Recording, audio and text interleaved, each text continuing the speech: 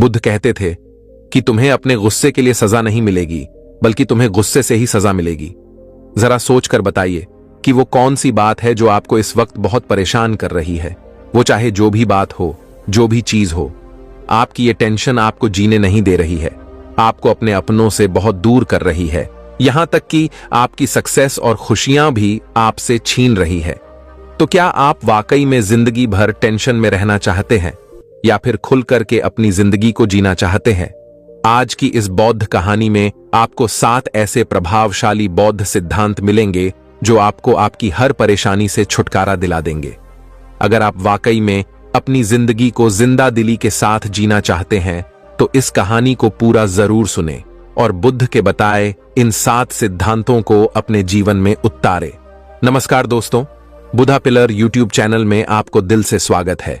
जीवन की कठिनाइयों के बीच हम आंतरिक शांति कैसे पा सकते हैं, आइए इस बौद्ध कहानी के माध्यम से जानते हैं। 6ठी शताब्दी ईसा पूर्व में मगध के उत्तर में स्थित कोसाला साम्राज्य के राजा पासेनादी बुद्ध के वफादार समर्थक हुआ करते थे। जब राजा बुद्ध से पहली बार मिले थे, वो ये देखकर आश्चर्यचकित रह गए थे कि आखिर कैसे उम्र से इतना जवान युवक एनलाइटनमेंट पा सकता है। इसलिए उन्होंने बुद्ध से पूछा, हे बुद्ध, आप तो एक सन्यासी बनने के लिए उम्र के हिसाब से अभी बहुत अबोध मालूम होते हैं, फिर आपको सिद्धि कैसे प्राप्त हो सकती है? इस पर बुद्ध ने उनसे कहा था, हे महान राजन, जीवन में 4 चीजें ऐसी हैं जिन्हें कभी कम नहीं आंकना चाहिए, और वो है एक वीर योद्धा, एक सांप, आग और एक भिक्षु। एक क्रोधित युवा योद्धा निर्दयता से दूसरों को नुकसान पहुंचा सकता है। एक छोटा सांप भी अपने डसने से किसी की जान ले सकता है। एक छोटी सी आग विकराल रूप लेकर इमारतों और जंगलों को खाक कर सकती है, और एक युवा भिक्षु भी एक संत हो सकता है। यह सुनने के बाद राजा को समझ आ गया कि बुद्ध वाकई में बहुत ज्ञानी और बुद्धिमान है, और उसके बाद से ही राजा पासेनादी बुद्ध के अनुयायी बन गए। उसके बाद वो बुद्ध की सभाओं में जाया करते थे। एक दिन ऐसी की एक सभा में बुद्ध एक खुशहाल और चिंता मुक्त जीवन जीने के 7 सिद्धांतों के बारे में बता रहे थे। उन्होंने कहा, जीवन में यदि सुखी रहना है तो सबसे पहला सिद्धांत है, जितना बोलते हो उससे दुगना सुनने की आदत बनाओ। हमारा पहला सबक है सुनने की अद्भुत शक्ति। ये सिर्फ शब्दों को सुनने की बात नहीं है, बल्कि उनके पीछे की भावना और अर्थ को गहराई से समझने की बात है। बुद्ध ने इसे खूबसूरती से समझाया था कि सब कुछ समझना ही सब कुछ माफ करना है। यह गहरा विचार बताता है कि समझ और करुणा के बीच कितना गहरा संबंध है। जब हम ज्यादा सुनते हैं और कम बोलते हैं तो हम सहानुभूति और समझ की एक नई यात्रा पर निकल जाते हैं। यह केवल सुनने का काम नहीं है, बल्कि दुनिया से सक्रिय रूप से जुड़ने का एक तरीका है। इस प्रक्रिया में हम दूसरों की भावनाओं, विचारों और अनुभवों से सच्चा संबंध बना पाते हैं। यह अभ्यास हमारे दिलों को मानव अनुभव की गहरी जटिलताओं के लिए खोलता है और ऐसे रिश्ते बनाता है जो केवल शब्दों से परे होते हैं। इसके अलावा ज्यादा सुनने से हमारी आवाज कमजोर नहीं होती, बल्कि हमारे संवाद की गुणवत्ता बढ़ जाती है। जब हम बोलते हैं तो हमारे शब्द अधिक विचारशील, समझदार और अर्थपूर्ण होते हैं। वे गहरी समझ से आते हैं, न कि विषय की सतही जानकारी से। सुनने की कला केवल व्यक्तिगत बातचीत तक सीमित नहीं है। इसमें प्रकृति, मौन और उन लोगों की अनकही बातें सुनना भी शामिल है जिनकी आवाज नहीं है। ऐसा करने से हम दुनिया का एक व्यापक दृष्टिकोण विकसित करते हैं, विविध दृष्टिकोणों और अनुभवों का एक सुंदर पैनोरमा। यह न केवल हमारी समझ को समृद्ध करता है, बल्कि आंतरिक शांति और ज्ञान की भावना भी विकसित करता है। जब हम बोलने से दुगना ज्यादा सुनते हैं तो हम समझ का एक ब्रह्मांड खोलते हैं। हम अनकही बातों को महसूस करना, अनसुनी भावनाओं के प्रति सहानुभूति रखना और अनदेखे से जुड़ना सीखते हैं। यह न केवल दूसरों के साथ, बल्कि खुद के साथ भी गहरे संबंधों के दरवाजे खोलता है। इस गहरी सुनने की प्रक्रिया से हम जीवन की जटिलताओं, मानवीय भावनाओं की सूक्ष्मताओं और हमारे अस्तित्व के गहरे सत्य को समझने लगते हैं। सुनते सुनते हम समझ, करुणा और ज्ञान में बढ़ते हैं। दूसरा सिद्धांत है दूसरों की बातों और रवैये को अपनी जिंदगी पर हावी मत होने दो। अपनी जिंदगी को एक अनोखी यात्रा समझो, जैसे किसी खूबसूरत जंगल में रोमांचक सफर। इस रास्ते में तुम्हें अलग अलग लोग मिलेंगे, जिनकी अपनी राय और सोच होगी, जैसे जंगल में अलग अलग दिशा बताने वाले संकेत। बुद्ध, जो अपनी गहरी समझ और ज्ञान के लिए जाने जाते हैं, उन्होंने कहा था कि अतीत में मत खो, भविष्य के सपने मत देखो, मन को वर्तमान क्षण पर केंद्रित करो। इसका मतलब है कि तुम्हारा ध्यान अभी पर होना चाहिए।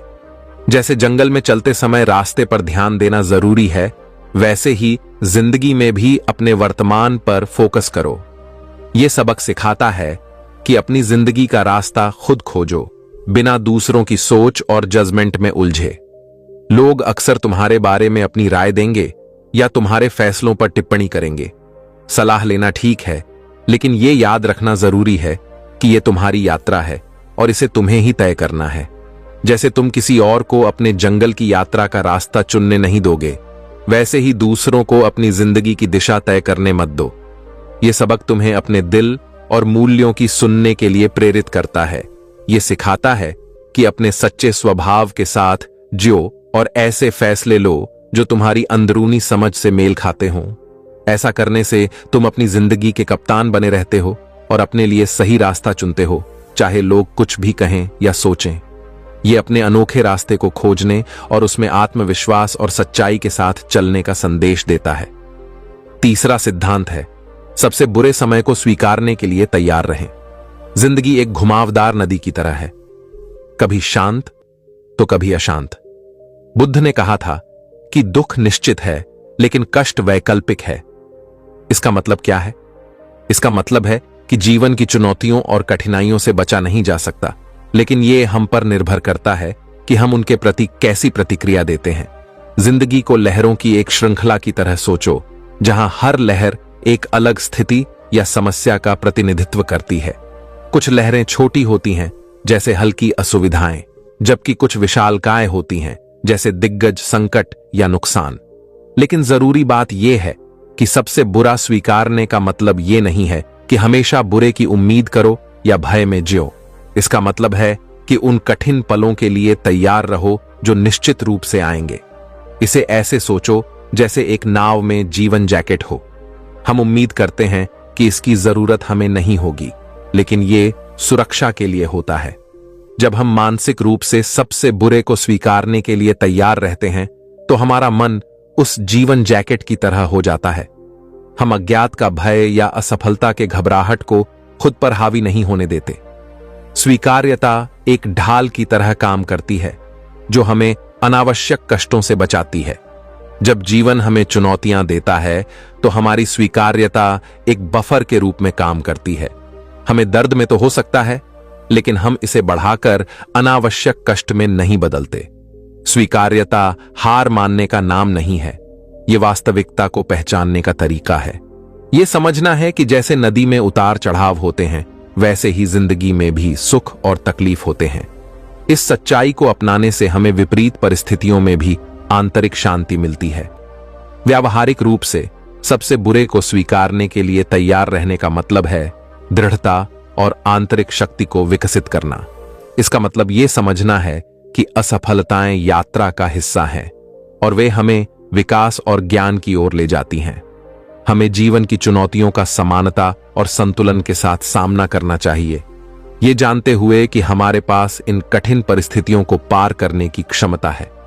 सबसे बुरे को स्वीकारने के लिए तैयार होकर हम न केवल विपरीत परिस्थितियों में शांति पाते हैं, बल्कि अपनी आंतरिक शक्ति और विकास की क्षमता भी खोजते हैं। चौथा सिद्धांत है, असफलता से मत घबराओ, क्योंकि यही सफलता का एकमात्र मार्ग है। बुद्ध ने एक गहरी बात कही थी कि हर सुबह हम फिर से जन्म लेते हैं। जो हम आज करते हैं वही सबसे अधिक मायने रखता है। ये शब्द हमें याद दिलाते हैं कि हर दिन एक नई शुरुआत है, एक मौका है खुद को सुधारने और सीखने का। यह हमें सिखाता है कि असफलता को शत्रु की तरह नहीं देखना चाहिए, बल्कि इसे आत्म सुधार की यात्रा में एक कीमती सीढ़ी मानना चाहिए। सोचो कि जीवन कई सीढ़ियों की तरह है और हर सीढ़ी आपके जीवन के एक दिन का प्रतीक है। कुछ सीढ़ियां आसान और चिकनी होती हैं, जबकि कुछ में बाधाएं और ठोकरें हो सकती हैं। जब हम किसी चुनौती का सामना करते हैं या कोई गलती करते हैं, तो ये वैसा ही है जैसे उन सीढ़ियों में फिसल जाना। लेकिन खूबसूरत बात यह है कि हर ठोकर और हर गिरावट हमें और मजबूत बनने का मौका देती है। इसे ऐसे समझो कि जब हम चलना सीखते हैं तो पहली बार गिरने पर हम हार नहीं मानते, बल्कि हम फिर उठते हैं, एक और कदम बढ़ाते हैं और हर प्रयास के साथ अधिक स्थिर और आत्मविश्वासी हो जाते हैं। इसी तरह असफलताओं का सामना करना और गलतियां करना ही वह तरीका है जिससे हम सीखते हैं और जीवन में आगे बढ़ते हैं। हर गलती हमारे लिए एक शिक्षक की तरह होती है, जो हमें दिखाती है कि हमें कहां सुधार करना है। ये ज्ञान और दृढ़ता का एक पाठ है। जैसे एक मूर्तिकार पत्थर के अनावश्यक हिस्सों को तराश कर एक सुंदर मूर्ति बनाता है, वैसे ही हमारी असफलताएं और गलतियां हमें एक अधिक बुद्धिमान और सक्षम व्यक्ति बनने में मदद करती हैं। इसलिए जोखिम लेने से न घबराएं, नई चीजों को आजमाएं और ये स्वीकार करें कि असफलता विकास का एक स्वाभाविक हिस्सा है। अपनी गलतियों को अपनाएं, क्योंकि वही आपकी सफलता की कुंजी है। याद रखें, ये मायने नहीं रखता कि आप कितनी बार गिरते हैं, बल्कि ये मायने रखता है कि आप कितनी बार उठते हैं, हर बार पहले से अधिक मजबूत और बुद्धिमान बनकर। यही व्यक्तिगत विकास और आत्म खोज का मार्ग है, और यह साहस के साथ असफलता का सामना करने से शुरू होता है। 5वां सिद्धांत है, जीवन को सरल बनाए रखें। सरलता में स्पष्टता और शांति प्राप्त करें। सरलता में एक गहरी सच्चाई छिपी होती है। स्पष्टता और शांति अक्सर जीवन के सबसे सरल पहलुओं में मिलती है। बुद्ध ने कहा था कि मार्ग आकाश में नहीं है, मार्ग दिल में है। यह हमें सिखाता है कि हमें उस जीवन को अपनाना चाहिए जो वास्तव में महत्वपूर्ण है, अनावश्यक जटिलताओं और विकर्षणों को हटाकर। सोचिए कि आपका जीवन एक सुंदर बगीचे जैसा है। इस बगीचे में कई फूल हैं, लेकिन सभी को आपके ध्यान की जरूरत नहीं है। कुछ फूल रंगीन और खुशी देने वाले हैं, जबकि कुछ मुरझाकर आपकी ऊर्जा को खींच सकते हैं। सरलता बनाए रखना मतलब उन फूलों का ध्यान रखना जो आपके आत्मा को पोषित करते हैं, और उन फूलों को त्याग देना जो आपको बोझिल करते हैं। यह ठीक वैसे ही है जैसे एक अव्यवस्थित कमरे को साफ करना। जब आप अतिरिक्त चीजों को हटा देते हैं, तो आप आवश्यक चीजों को चमकने का स्थान देते हैं। इसी तरह जब आप अपने जीवन को सरल बनाते हैं, तो आप अपनी मूल्यों, रिश्तों और आंतरिक सुख को प्राथमिकता देते हैं। सरल जीवन जीने का मतलब यह नहीं है कि आप महत्वाकांक्षी नहीं हैं या कम में संतुष्ट हो रहे हैं, बल्कि इसका मतलब है कि आप समझ पाते हैं कि वो क्या है जो आपके दिल की इच्छाओं और आकांक्षाओं के साथ सच्चे रूप से मेल खाता है। इसका मतलब है कि हमें और अधिक की निरंतर आवश्यकता को त्याग देना चाहिए और वर्तमान क्षण में संतोष पाना चाहिए। सोचिए, एक साफ और तारों से भरी रात की शांति और सुंदरता। आकाश की विशालता जटिल लग सकती है, लेकिन उसकी सुंदरता उसकी सरलता में है। हर तारा स्पष्टता से चमकता है और रात की शांति प्रदान करती है। इसी तरह जब हम अपने जीवन से बेकार की चीजों को हटाकर केवल वही ध्यान देते हैं जो सच में मायने रखता है, तो हम अपने दिल में स्पष्टता और शांति का अनुभव करते हैं। तो जब आप जीवन की यात्रा पर निकलें, तो सरलता की बुद्धि को याद रखें। वह अपनाएं जो आपको खुशी और शांति देती है, और उन अनावश्यक बोझों को त्याग दें जो आपके रास्ते को धुंधला करते हैं। सरलता में आप एक सजीव और सामंजस्यपूर्ण जीवन की असली भावना को पाएंगे। 6वां सिद्धांत है, विनम्रता का अभ्यास करें। विनम्रता ज्ञान के द्वार को खोलती है। विनम्रता हमें ज्ञान की ओर मार्गदर्शन करती है। बुद्ध ने कहा था कि एक आदमी को केवल बात करने से बुद्धिमान नहीं कहा जाता, लेकिन यदि वह शांति, प्रेम और निर्भीकता से भरा होता है, तो उसे सच में बुद्धिमान कहा जाता है। यह हमें विनम्रता के मूल्य को सिखाता है। यह एक ऐसा गुण है जो हमें अपनी बुद्धिमत्ता और उपलब्धियों के बावजूद विनम्र और सहज बनाए रखता है। विनम्रता का मतलब यह नहीं है कि हमें अपनी जानकारी या उपलब्धियों को कम करके दिखाना चाहिए, बल्कि इसका मतलब यह है कि हम समझें कि असली ज्ञान शब्दों और दिखावे से परे होता है। ये शांति, प्रेम और निर्भीकता जैसे गुणों को अपने कार्यों और दूसरों के साथ बातचीत में दिखाने के बारे में है। जब आप विनम्रता का अभ्यास करते हैं तो आप स्वयं एक जीता जागता उदाहरण बन जाते हैं। सोचिए, एक बुद्धिमान व्यक्ति ऐसा नहीं होता क्योंकि वह अच्छी या असरदार बातें करता है, बल्कि वो अंदर से शांति का आभास देता है। वो दूसरों से प्रेम और समझ के साथ मिलता है, जिससे सच्चे रिश्तों का निर्माण होता है। वो चुनौतियों का सामना निर्भीकता से करता है, क्योंकि विनम्रता उन्हें उनके अहंकार से परे देखने और सभी प्राणियों के आपसी संबंधों को समझने में मदद करती है। विनम्रता अभिमान की दीवारों को घोलकर सहानुभूति और करुणा को पनपने के लिए जगह बनाती है। विनम्रता का अभ्यास करते हुए हम न केवल ज्ञान प्राप्त करते हैं, बल्कि हम दूसरों के लिए प्रेरणा और मार्गदर्शन का स्रोत बनते हैं।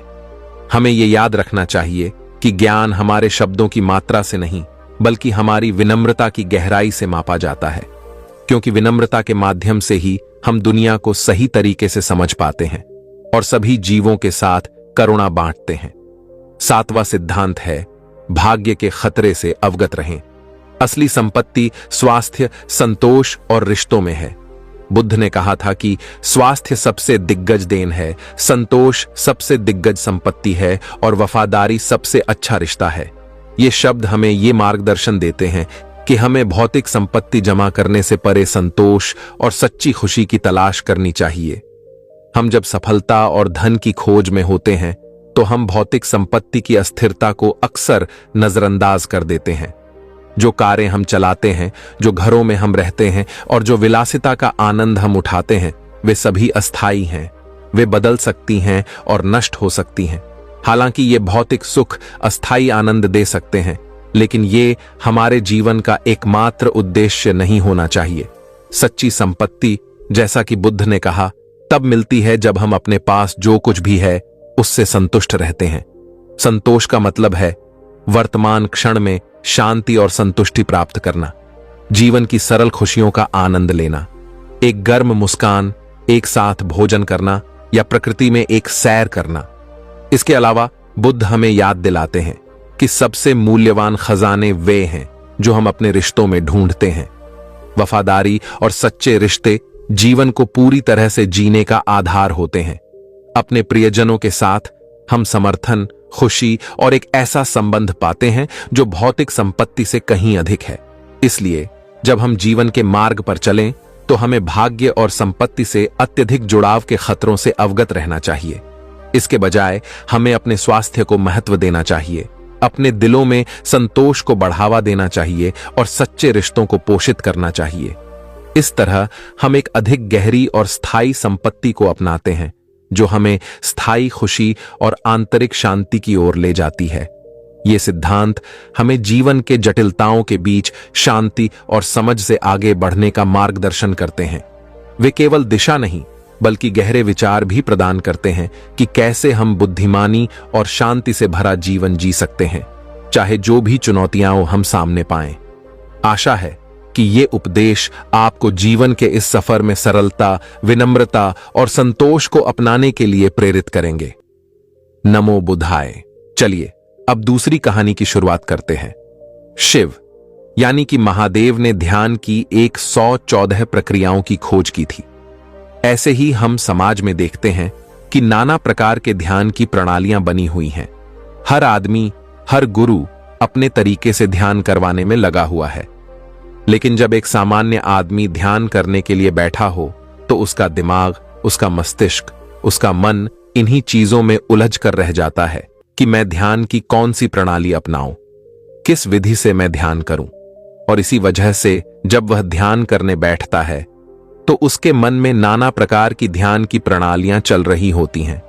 वह सोचता है कि मुझे इस विधि से तो कुछ प्राप्त नहीं हो रहा, हो सकता है कि मैं दूसरी विधि का प्रयास करूं तो मैं वहां गहरे ध्यान में उतर जाऊं। और यही विचार उसके ध्यान की सबसे दिग्गज रुकावट बन जाती है। अब सवाल यह है कि कौन सी ध्यान की प्रणाली ऐसी है जो हर एक प्राणी के लिए बनी है, सबके लिए बनी है। एक ऐसी प्रणाली जिसमें कोई भी आदमी किसी भी प्रकार का मस्तिष्क और मन आसानी से ध्यान में प्रवेश कर जाए। क्या सचमुच कोई ऐसी टेक्निक या ऐसा तरीका है जिसके द्वारा हमें नाना प्रकार के ध्यान सीखने की आवश्यकता ही ना हो, और वह एक प्रणाली, एकमात्र ध्यान की प्रक्रिया सभी ध्यान की प्रक्रियाओं को अपने अंदर शामिल कर ले, जिसके परिणाम स्वरूप आपको जो परिणाम 114 ध्यान के खत्म करने के बाद प्राप्त होता है वह एकमात्र प्रक्रिया से हासिल हो जाए। आज की जो बौद्ध कहानी मैं आपको सुनाने वाला हूं, उसमें आपको ध्यान की एक ऐसी प्रक्रिया पता चलेगी जो बहुत ही सरल है और जो सबके लिए समान रूप से लाभकारी है। पर उससे पहले आपसे गुजारिश है कि अगर आपकी ये कहानियां पसंद आ रही हैं तो हमारे चैनल को सब्सक्राइब और वीडियो को लाइक, शेयर और कमेंट जरूर करें। तो चलिए कहानी शुरू करते हैं। बात उस समय की है जब भगवान बुद्ध अपनी सत्य की यात्रा पूरी कर चुके थे। उन्हें आत्मज्ञान प्राप्त हो चुका था और उसके बाद उन्होंने अपने सारे शिष्यों को अलग अलग दिशाओं में भेजकर आम लोगों के बीच ध्यान की प्रक्रियाएं समझाने के लिए उन्हें जनसाधारण के बीच भेज दिया। इनमें से बहुत से भिक्षु अलग अलग दिशाओं में जाकर, अलग अलग गांवों में जाकर लोगों को ध्यान के बारे में जागरूक करने लगे। वह कुछ दिन उस गांव में ठहरे, उस गांव के लोगों को ध्यान की प्रक्रियाओं के बारे में समझा दें, और कुछ दिन उन्हें ध्यान करवाने के बाद वह अगले गांव में चले जाते। एक दिन एक बौद्ध भिक्षु एक गांव के लोगों को ध्यान के बारे में उपदेश दे रहे थे। ध्यान किस प्रकार किया जाता है, ध्यान की गहराइयां क्या हैं, और ध्यान एक आम इंसान के लिए क्यों जरूरी है, इसके बारे में पूरा व्याख्यान हो रहा था। तभी व्याख्यान के बीच में एक 20 साल का नौजवान उनसे पूछता है कि है भंते, मुझे लगता है कि ध्यान सिर्फ बुजुर्ग लोगों के लिए बना है। जो मेरी उम्र के लोग हैं, जो युवा हैं, जिन्हें जीवन में अभी कुछ हासिल करना है, उन्हें ध्यान करने से क्या प्राप्त होगा? ध्यान तो एक कोने में चुपचाप बैठकर किया जाता है, उसमें तो कुछ किया ही नहीं जाता। तो फिर युवाओं के लिए इसका क्या फायदा? और अगर देश का युवा योगदान करने के लिए कोने में घंटों तक बैठ गया तो वह देश की प्रगति में कैसे अपना योगदान देगा? क्या उसका जीवन व्यर्थ नहीं हो जाएगा? सिर्फ ध्यान में बैठे रहो, कुछ काम धाम करने की जरूरत नहीं है। सवाल बहुत ही तार्किक था। आप लोगों के मन में भी ऐसा सवाल उठता तो जरूर होगा, लेकिन इसका जवाब क्या है? बात सही है कि अगर आज आप अपनी युवावस्था में ध्यान की प्रक्रियाओं में जुड़ जाते हैं, ध्यान करने लग जाते हैं, घंटों ध्यान में बैठे रहते हैं, तो घर की व्यवस्था कैसे चलेगी? क्योंकि युवा को तो घर से बाहर निकलकर कमाना ही होगा। अगर अपने परिवार का भरण पोषण करना है तो एक युवा किस प्रकार ध्यान की प्रणालियों का अभ्यास करते हुए अपना काम सुचारू रूप से जारी रख सकता है? यह सुनकर वह बौद्ध भिक्षु मुस्कुराते हुए बोला कि ध्यान का मतलब कोने में आंख बंद करके बैठ जाना नहीं होता है। आप ध्यान का गलत मतलब समझ रहे हैं। ध्यान का मतलब होता है होश। किसी भी काम को करने के लिए आप कितने मौजूद हैं, वही ध्यान का पैमाना है, और उसी से आपकी जागरूकता, आपकी जीवंतता नापी जाती है। जरा सोचिए कि आप किसी भी काम को सोए सोए भी कर सकते हैं। सोए सोए कहने का अर्थ यह नहीं है कि आप निद्रा में हैं, लेकिन आप अपनी जिंदगी के ज्यादातर काम सोए सोए ही करते हैं। जब आप खाना खाते हैं तो क्या आप जागरूक होकर खाना खाते हैं? नहीं। आपका ध्यान, आपका मस्तिष्क, आपका मन किसी दूसरे विचारों में भटक रहा होता है, और आपकी जुबान और आपका मुंह यहां पर खाना खाने के लिए चल रहा होता है। यह उसी भांति होता है जिस प्रकार किसी यंत्र में चाबी भर दी गई हो और वह यंत्र अपना काम करते रहे। उसके लिए उसे कुछ सोचने की जरूरत नहीं है, उसके लिए उसे वहां पर मौजूद होने की जरूरत नहीं है, क्योंकि उसमें चाबी भरी जा चुकी है। और इसी प्रकार हम अपने जीवन के अधिकतर काम करते हैं। हम जागरूक होकर नहीं करते, हम एक यंत्र की भांति सोए सोए सारा काम करते रहते हैं। लेकिन अगर आपको परमानंद का स्वाद चखना है तो आपको प्रकृति में छुपी हुई उस दिव्य सत्ता को पहचानना है, उस परमात्मा की मौजूदगी का एहसास लेना है। तो आपको यंत्र न बनते हुए एक जागरूक इंसान बनना होगा, जागरूक होकर अपना काम करना होगा। क्योंकि आप जब जागेंगे तभी तो आप अपनी खुली आंखों से उस दिव्य सत्ता को पहचान पाएंगे। कुछ लोग ध्यान को अपना फर्ज समझकर करते हैं। इस प्रकार के लोग नित्य ध्यान में बैठते हैं। उन्हें लगता है कि एक सीमित समय तक ध्यान में बैठने के बाद उनकी ध्यान की प्रक्रिया समाप्त हो गई है। अब वह पूरा दिन आराम से जी सकते हैं। जैसे कि कुछ लोग सुबह ध्यान करते हैं और कुछ लोग शाम को ध्यान करते हैं, और जब वह लोग अपना ध्यान पूरा कर लेते हैं तो फिर से संसार में घुल जाते हैं। उन्हें लगता है कि वो 1 घंटे का ध्यान ही उनके लिए काफी होता है। और दूसरे प्रकार के लोग होते हैं जिन्हें लगता है कि ध्यान करने की कोई आवश्यकता ही नहीं होती है, अपने हर काम को ध्यान से करो और वही ध्यान बन जाता है। लेकिन समझने की बात है कि दोनों ही लोग कहीं ना कहीं उल्टी दिशा में चले जा रहे हैं। ध्यान किस प्रकार किया जाता है? आखिर जब हम बैठते हैं अपनी आंखें बंद करके तो हमें क्या हासिल होता है, उससे क्या मिलता है? जब आप अपनी आंखें बंद करके किसी भी प्रकार का ध्यान लगाते हैं, वो सांसों का ध्यान हो सकता है, तीसरे नेत्र का ध्यान हो सकता है, कुंडलिनी ध्यान हो सकता है। ध्यान कई प्रकार के हैं, लेकिन जब आप ध्यान करने के लिए बैठते हैं तो आपके अंदर क्या परिवर्तन होते हैं? जरा सोचिए। आप अपनी सांसों पर ध्यान लगाना शुरू करते हैं। आप अपनी सांसों को निरंतर देख रहे हैं। वह किस नाक से आ रही है, किस नाक से जा रही है। आप यह एक दृष्टा की भांति देख रहे हैं। इससे आपके अंदर क्या परिवर्तन होंगे? सबसे दिग्गज परिवर्तन जो होगा वह यह कि आप जागरूक बनेंगे, आप संवेदनशील बनेंगे। जरा सोचिए कि आपकी सांसें वर्तमान में चल रही हैं, और जब आप अपना ध्यान सांसों पर लगाना चालू करते हैं तो आप कहीं ना कहीं अपने अतीत और अपने भविष्य से कटकर वर्तमान में आ जाते हैं। और जब आप बारीकी से एक दृष्टा की भांति अपनी सांसों को देखते हैं तो कहीं ना कहीं आपकी जागरूकता, आपका होश, चीजों को देखने का आपका नजरिया, आपकी दृष्टि और भी बारीक बन जाती है। आप और भी ज्यादा जागरूक हो जाते हैं, और भी ज्यादा होश में आने लगते हैं।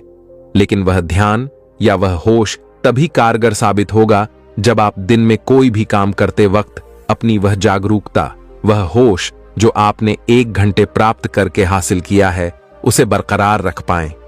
हर काम को होश में जागरूक होकर कर पाएं। तभी वह 1 घंटे ध्यान करने का परिणाम आपको हासिल होगा। लेकिन अधिकतर लोग क्या करते हैं? वह 1 घंटा ध्यान में बैठते हैं और उसके बाद उसी पुराने तरीके से अपना जीवन जीते हैं, उसी प्रकार कार्य करते हैं, सोए सोए एक यंत्र की भांति ही कार्य करते रहते हैं। लेकिन वही काम वह जागरूक होकर होश में भी कर सकते हैं। इसीलिए जब भी आप बैठकर कोई ध्यान करते हैं तो वही ध्यान, वही होश आपके पूरे दिन को संचालित करना चाहिए। हर काम को पूर्ण रूप से शामिल होकर करें। यह नहीं कि आपके विचार कहीं हैं और आप एक यंत्र की भांति उस काम पर लगे हुए हैं। तो इस प्रकार के ध्यान का क्या मतलब रह जाता है? ध्यान का मतलब होता है आपको संगठित करना, आपको सम्मिलित करना। जब आपके शरीर का रोम रोम किसी काम में शामिल हो जाए, सम्मिलित हो जाए, तो वही काम आपके लिए ध्यान बन जाता है। इसीलिए जागरूक होकर किसी काम को पूरे सम्मिलित होकर कीजिए, पूरा रोम रोम लगा दीजिए, उस काम में रम जाइए। बाद आप निर्विचार के भाव को भी अनुभव कर पाएंगे। निर्विचार यानी कि मस्तिष्क में कोई भी विचार नहीं होना, किसी प्रकार का, ना अतीत का ना भविष्य का। बस आप उसी काम में लगे हुए हैं, और उस वक्त, उस क्षण, उस पल आप ध्यान के बारे में समझ पाओगे। आप ध्यान की अनुभूति ले पाओगे, आप ध्यान का रस कर पाओगे। तब आपको पता चलेगा कि ध्यान क्या है और ध्यान में कितना आनंद है।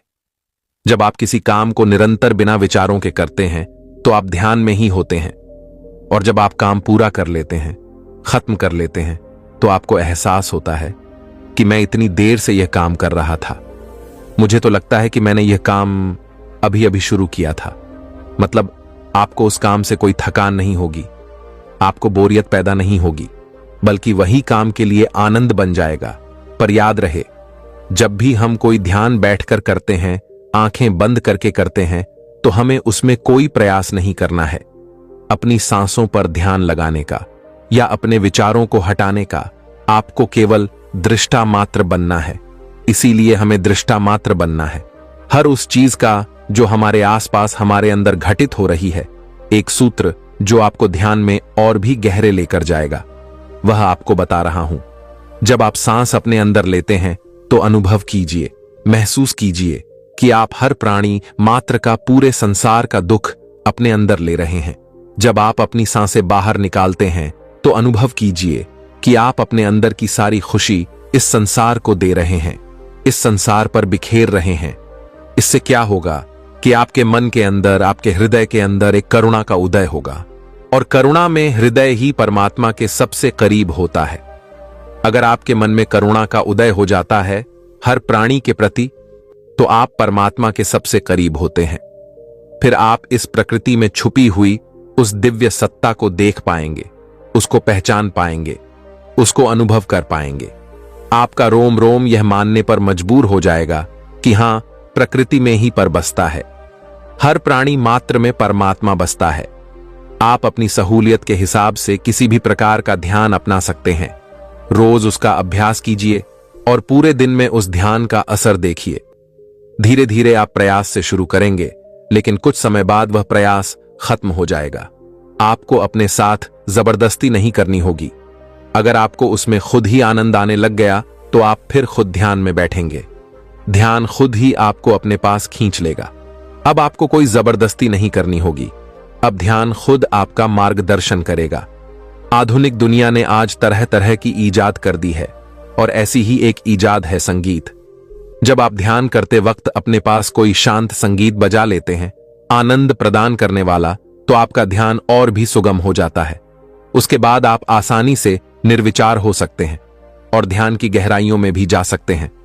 बौद्ध भिक्षु का यह वक्तव्य और यह उपदेश सुनकर उस नौजवान युवक की ध्यान के बारे में सारी भ्रांतियां दूर हो गईं। वह नौजवान तो समझ गया कि ध्यान क्या है, लेकिन क्या आप समझ पाए? नमो बुद्धाय।